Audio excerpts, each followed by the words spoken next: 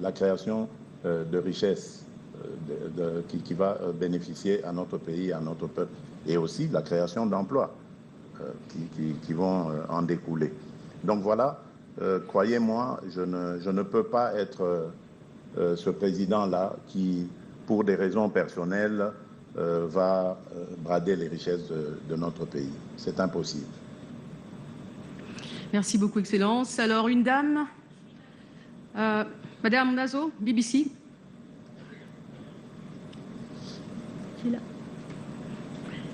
Merci beaucoup. Bonjour, Monsieur le Président. Bonjour, Madame.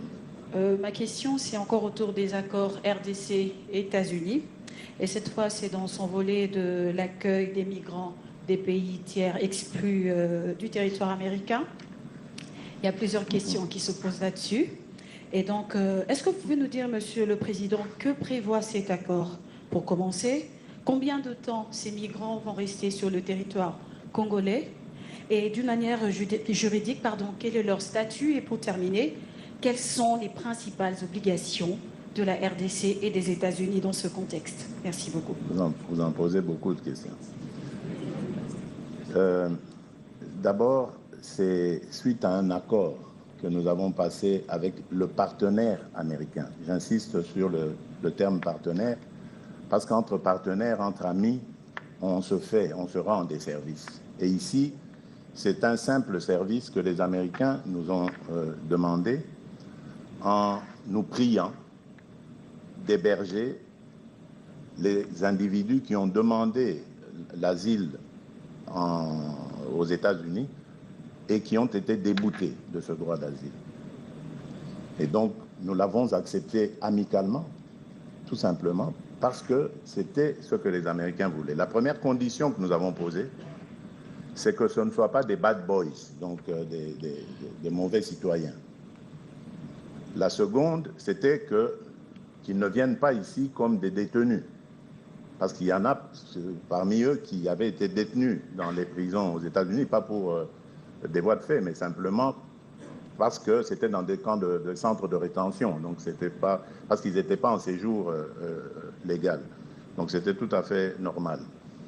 Et donc, on a commencé un processus qui fera que ces individus seront libres à tout moment de quitter la République démocratique du Congo. Et lorsqu'ils l'auront décidé, aucun sou ne sortira du trésor congolais pour les raccompagner dans leur pays d'origine. Nous n'avons fait que leur donner l'abri, s'ils le veulent. Parce que si demain ils décident de partir, personne ni rien ne pourra les en empêcher. Qu'est-ce que vous avez voulu savoir encore de plus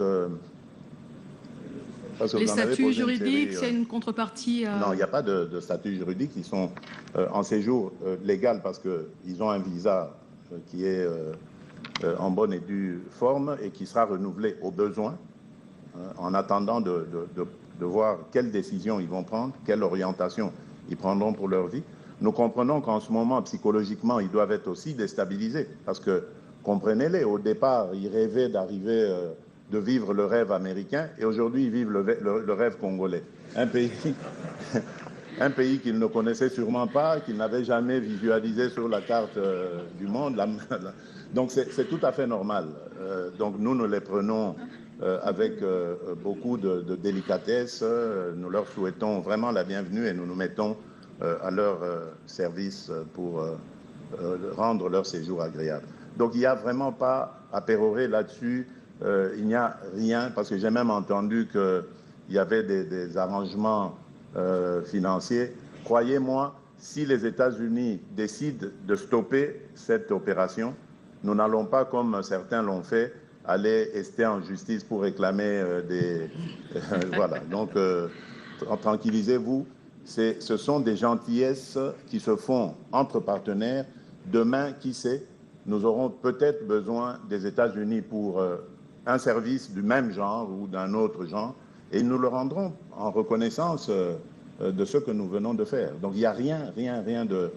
Cessez de vous imaginer des choses qui n'en sont pas. Voilà, tout simplement. Alors... J'espère avoir tout répondu, je crois, à toutes vos questions. C'est bon, Madame Amunazo? Merci. Voilà. Alors, on va aller de ce côté-ci. Monsieur Anissé, vous êtes même debout. Ça va aller. Allez-y. Anissé Yombo-Yaranyama. Il s'est imposé d'autorité. Il s'est imposé. Il s'est imposé. Merci beaucoup, Excellence Monsieur le Président de la République. Je suis Monsieur Anissé Yombo-Yaranyama, patron des APIC Télévision, mais je travaille en réalité à la RTNC. Je suis présentateur des émissions en anglais. Ah, ok. Alors, Monsieur le Président, lorsque j'ai appris que vous allez organiser une conférence de presse, j'ai eu tout de suite des palpitations stomacales. Allez tout droit à la question, on n'a dit pas de commentaires. S'il vous plaît, madame. Allez-y, monsieur Anissé. Tolérance. Ça veut dire que vous avez accepté de nous affronter, nos journalistes, même si on nous met dans un climat où on doit courir. Sportivement. Sportivement. Monsieur le Président, parce que si je dois vous affronter avec mes moyens, je ne crois pas que vous allez tenir. On n'est pas dans un ring de boxe, hein, donc allez-y. Il n'y a pas d'affrontement ici. Monsieur le Président.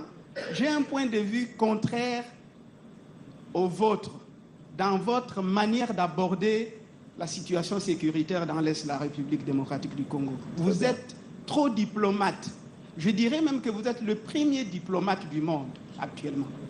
C'est une question ou un commentaire? Vous avez beaucoup voyagé, mais je vais vous opposer 3 hommes, 3 auteurs qui disent les contraires. Non, monsieur Anissé. S'il vous plaît, madame, s'il vous plaît.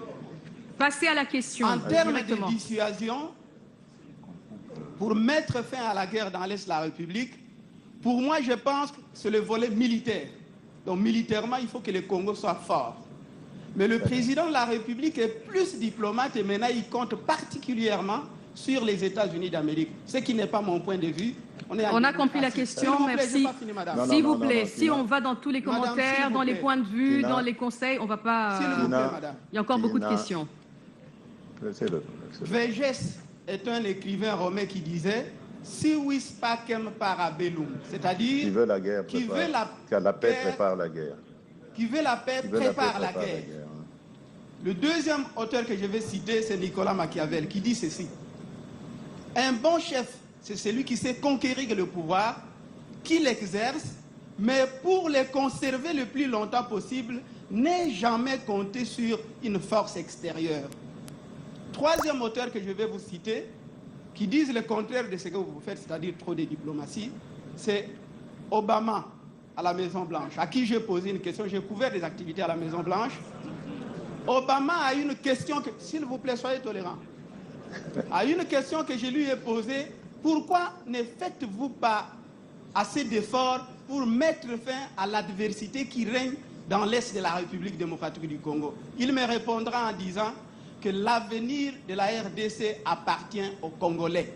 Merci. Alors, par rapport à Trump, avec qui vous avez signé les deals, j'ai l'impression que le président se concentre davantage sur les deals en lieu et place de peaufiner des stratégies avec notre armée pour mettre fin à la guerre. Alors, ma question, Monsieur le Président. Oh. Goma et Bukavu seront libérés quand? Je m'adresse au Président de la République. Deuxième question. Non, une seule. S'il vous plaît, vous n'êtes pas seul ici. Par respect à vos autres confrères, s'il vous plaît, on prend la seule question. On a écouté vos avis et commentaires, c'est bon. Merci, asseyez-vous. Merci beaucoup, Monsieur le Président. Merci, Monsieur Anissé. Je vous inviterai alors à continuer ce débat si vous le souhaitez.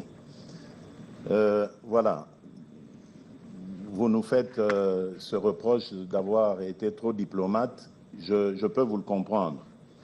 Mais vous devez savoir qu'un civil comme moi qui n'a, mais vraiment alors là, aucune notion militaire et qui n'en a jamais d'ailleurs eu de sa vie, le premier réflexe lorsque une telle situation arrive, c'est bien sûr celui de la diplomatie. Mais je dois vous avouer aussi que c'est après avoir fait une analyse sincère. Vous vous rappelez qu'en 2023, c'était au moment de la campagne électorale, je crois que c'était le dernier jour de la campagne électorale, j'avais parlé d'escarmouches. Et aujourd'hui, je voudrais vraiment profiter de cette occasion pour m'excuser devant le peuple congolais, pas parce que je n'avais pas envie, que je me suis dégonflé, comme on dit, Mais simplement parce que j'avais reçu de fausses informations concernant notre armée. Et si aujourd'hui, d'ailleurs, vous voyez toutes ces sanctions, ces interpellations qui sont prises, c'est l'une des conséquences. C'est-à-dire qu'il y avait une réalité qui nous avait été cachée dans cette armée. On ne va pas à la guerre avec une armée qui est totalement désorientée, décomposée, désorganisée. J'ai dit il y a quelques mois ici, en parlant de l'état dans lequel j'avais trouvé notre armée, en disant que nos militaires étaient vraiment à l'état de clochard. Il y a une certaine opinion qui s'en était offusquée, mais ce n'était pas faux. Lorsque vous avez des militaires qui sont appelés au front, mais qui sont dans l'incapacité d'y aller sans leur famille de civils, femmes et enfants, parfois mineurs, incapables d'y aller en les laissant seuls derrière parce que dès qu'ils se déplacent, ils n'ont plus de place dans le camp où ils habitent. Lorsque vous avez une armée où les militaires n'ont même pas de tenue, n'ont même pas d'armes ou de munitions pour aller au front, comment vous appelez ça? Et est-ce que vous pouvez imaginer ou projeter de faire une guerre en ayant une telle situation? Je ne crois pas. Il faut donc se rendre à la réalité et essayer de jouer sur toutes les possibilités, les manettes que nous avons. Et nous avons, moi je peux le dire aujourd'hui, fait vraiment des exploits parce que pendant qu'il y avait cette guerre, nous avons mobilisé les ressources nécessaires afin de pouvoir monter cette armée en puissance. Aujourd'hui, je peux le dire, oui, l'armée est montée en puissance, mais il reste encore certes beaucoup de choses à faire, mais nous avons réussi aujourd'hui à remporter des batailles. Nous n'avons plus une armée de capitulars, une armée, parce qu'en plus, ce que j'oubliais de vous dire, quand je parlais qu'on m'a caché des choses, c'est le degré d'infiltration ennemie dans notre armée.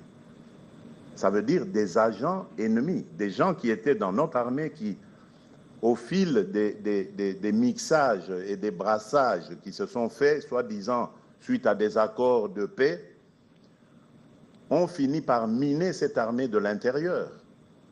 Ce sont des choses qui ne s'aperçoivent pas comme ça à l'œil nu, mais qui, pour ce mal que nous avons vécu, ont apporté le bien de l'information.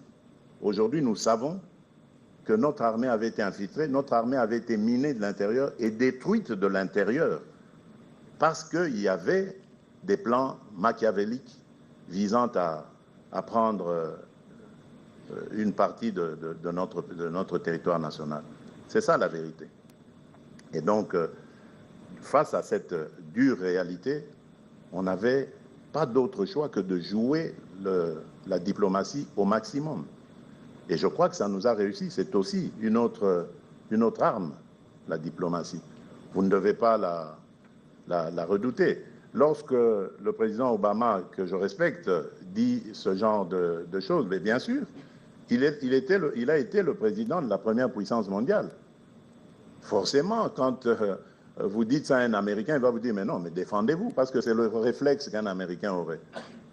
Cherchez votre solution vous-même, il a raison. Maintenant, c'est à ça que nous travaillons. Mais en même temps, nous avons des amis. Et quoi de plus normal que de solliciter ces amis lorsque nous sommes en difficulté pour leur dire « mais attendez, vous voulez venir faire des affaires ici ?» Mais le mieux à faire serait de nous aider d'abord à recouvrer la paix, la sécurité, la stabilité. C'est même bien pour vos propres investissements, vos propres intérêts. Donc, je ne trouve pas du tout d'inconvénient à avoir privilégié la diplomatie, parce que dans mon entendement, la guerre, pour moi, elle est inutile, surtout entre Africains. Quand on est entre frères africains, nous sommes tous logés à la même enseigne, nous les Africains. Nous avons des défis à réaliser, à relever. Pourquoi est-ce que nous devons nous regarder en chien de faïence, vivre en ennemis alors que nous sommes voisins pour la vie. Pour la vie. Ces pays ne se déplaceront jamais, les populations encore moins. Donc vivons plutôt en nous regardant en frères, en construisant des ponts, plutôt qu'en construisant des murs. C'est ça mon entendement. Et donc je ne pouvais pas être préparé à la guerre. J'ai été surpris, mais Dieu merci, j'ai pu trouver les moyens, mobiliser les ressources nécessaires pour renforcer les capacités de notre armée. Et aujourd'hui, ce n'est pas encore terminé, c'est vrai. Il y a beaucoup de recrues en formation, il y a beaucoup de commandes qui ont été passées. Enfin, nous sommes en train de monter l'armée en puissance. Il y a des réformes, encore d'autres réformes qui vont arriver, parce que nous avons compris que la République démocratique du Congo, avec ses 9 voisins et les opportunités qu'elle peut offrir, est susceptible d'être l'objet de convoitises, et convoitises pouvant parfois amener certains à des dérives. Et donc pour ça, nous devons nous défendre et apprendre à bien le faire. C'est à ça que j'ai travaillé, que je continue à travailler avec le gouvernement, et ça se passe bien, Dieu merci. Touchons du bois pour que cela voilà, continue. Nous allons prendre une autre question dans la même thématique, diplomatie, sécurité. Pas besoin de vous mettre debout, hein, comme M. Anissé tout à l'heure, hein, je vous vois. Alors, je tiens à le rappeler, le chef de l'État est vraiment là, à votre entière disposition. Il répondra à toutes vos questions sans tabou.